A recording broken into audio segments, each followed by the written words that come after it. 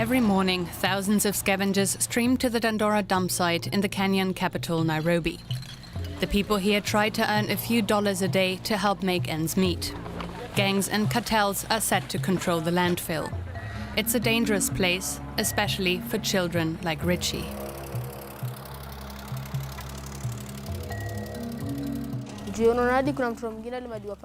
A boy was killed over there. If you go there, they'll steal from you. And when they do, they'll make sure to maim you too. For Richie, trash is a lifeline. For others, it's a multi-million-dollar business.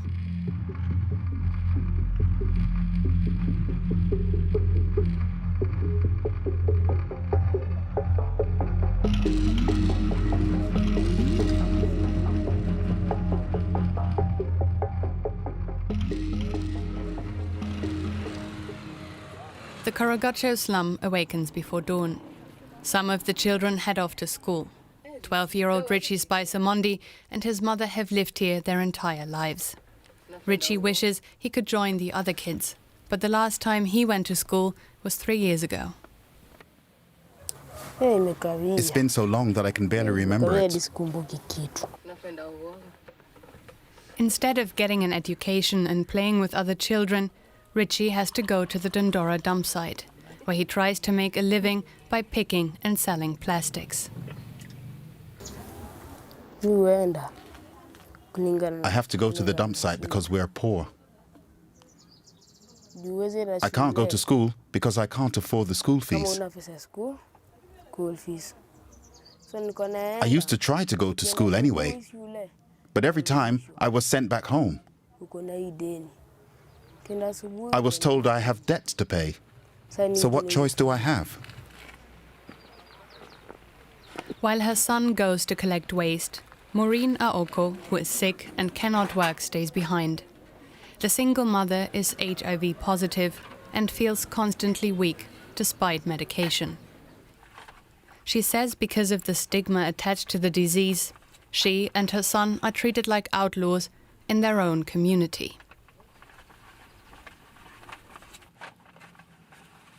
There are times when I'm so desperate that I just start crying. I ask myself, what kind of life do I have? Will there ever be a day when I will be healed, when I'll be like everyone else? There are times when I'm angry.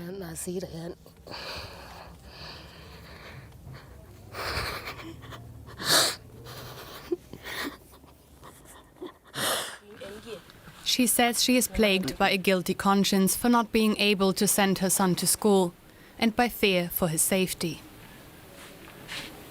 It's like the dump site has demons who ask for blood. There are days when there is just too much evil, seriously. You hear of people killing each other. Someone stabbed someone else with a knife or killed someone with a bottle. Sometimes you also hear that the trucks just reverse without paying attention and run someone over.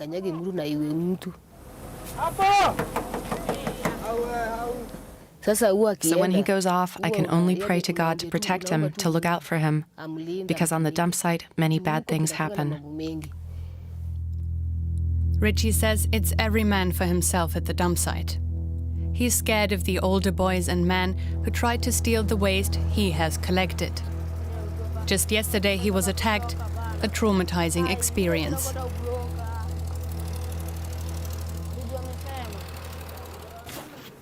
I was scavenging like I usually do in the morning. I picked a full sack of plastic. Something told me I should hide it. When I came back for it, I found a guy called Mwalo had taken my sack. I told him, "Mwalo, this is mine." He locked me up inside a truck. It was about 7 in the morning. I don't know if he was sent by the devil. He beat me up until 10 o'clock that evening. A climate of fear has taken hold on the dump site, which the authorities declared full in 2001 and which was supposed to be closed down years ago. It's the capital's only official dump site and technically belongs to the local government. But instead of government offices, so the people here say, gangs control the landfill. In a seemingly lawless zone, they have established rules that everyone who wants to enter the dump site has to abide by. There's a strict picking hierarchy. An Wanjiku, who has been a scavenger for 6 years, knows the valuable trash belongs to the gang leaders and those collecting for them.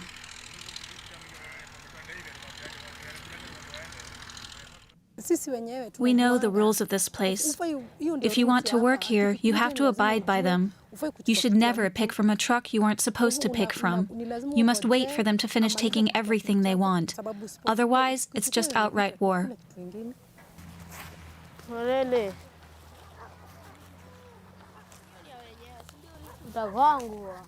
That truck is reserved for someone else, right, Richie? You'll be beaten up if you try and scavenge from that one. You know who it belongs to? It's already owned. But it's not only the scavengers who have to follow the rules.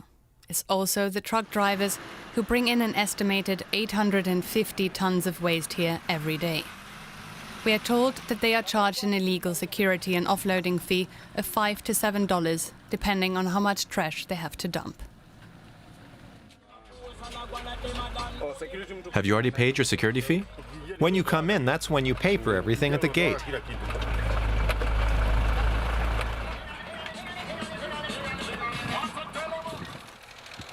The gangs at the site are overseen by so-called dump site lords.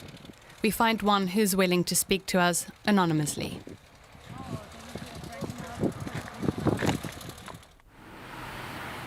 It's the gangs that control the dump site. We cannot just let anyone from outside come and pick the garbage. There was what we called the revolution, the overthrowing of the leadership of the dump site. The gangs fought each other. It was many people against one another. Around 14 to 15 people died at that time. People fought with machetes. They were slaughtering each other. It was a bad time. Those who took over are the ones who are controlling the dump site now. But the current leadership is just waiting for a mutiny and another power struggle for control. The dump site lord says it's not the gangs running the dump site who make the big money. It's the people they answer to, the garbage cartels, networks of private companies and subcontractors that secure the lucrative government contracts for waste management. These contracts are known to be worth millions of dollars. There are the cartels, powerful people. If you openly speak out about the dealings they're involved in, you're in danger. They all hide how they make their money, but they own the government contracts. For anyone in Kenya to get anything, you have to pay. We're used to it. Even these contracts come in return for kickbacks. That garbage is a lucrative business is no secret in Kenya, where 1/3 of citizens live below the poverty line. The governor of Nairobi, Mike Sonko, and other senior officials have been accused of making irregular payments for garbage collection services amounting to $3.5 million. The Ethics and Anti-Corruption Commission has accused the governor himself of accepting large bribes. Since Kenyan law forbids the commission from discussing cases which are before court, we asked the head of the commission, Twalib Abdallah Mbarak, to comment on corruption surrounding tender awards in general. It is a serious problem because it involves a lot of money. It is severe because it is the private companies that are doing business with government, that quite a number of them that are encouraging this problem. Because when it involves big money, some of the private companies are willing to part with big money and bribe their public officers. People can collude and put certain requirements because they are looking at a certain company to win, deliberately. Mbarak says that bribery is not the only form that corruption takes. Often the price of the job itself is deliberately inflated. Maybe this tender was supposed to cost 800 million shillings. It is deliberately skewed to cost 1 billion. And silently, the 200 million is being shared between some government officers who are involved in the tender award. The government department in charge of awarding the garbage contracts declined to comment or give us an interview. Deep inside the dump site, Richie has been granted permission to pick small plastics to sell in return for filling one of the dump site lord's bags with the valuable trash.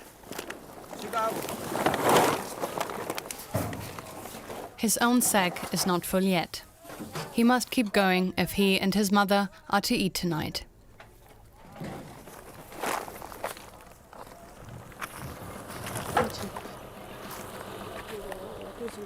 Anne is only one of many people who have asked the government to step up and improve the livelihoods of the people in Dandora. The government should create jobs. Yes, this is work, but you find educated people working here. They aren't supposed to be here. And what about our children? I've struggled to get my children educated. I've endured this hardship so that they can go to school. And then where do I find my child ending up? Back here. See, that makes us sad. Finally, the bag is full. Time to weigh the pickings of the day. While there is no other way for Richie and his mother to make a living, they haven't given up hope yet. I really yearn for Richie to get an education, to know that he has passed his exams and is now flying away. That would be my joy. But not for him to spend his whole life at the dump site, because that is no life. I only want to be a pilot. Nothing but a pilot. That's what I want to be. The wheels of justice are slow in Kenya. There is no saying how long it will take for corruption in the tendering system to end, for the gangs to stop intimidating Nairobi's poorest, and for conditions at the dump site to improve. Today, Richie has collected 5 kilograms of plastic. He's going home with 75 shillings. That's less than $1. Tomorrow, he will be back.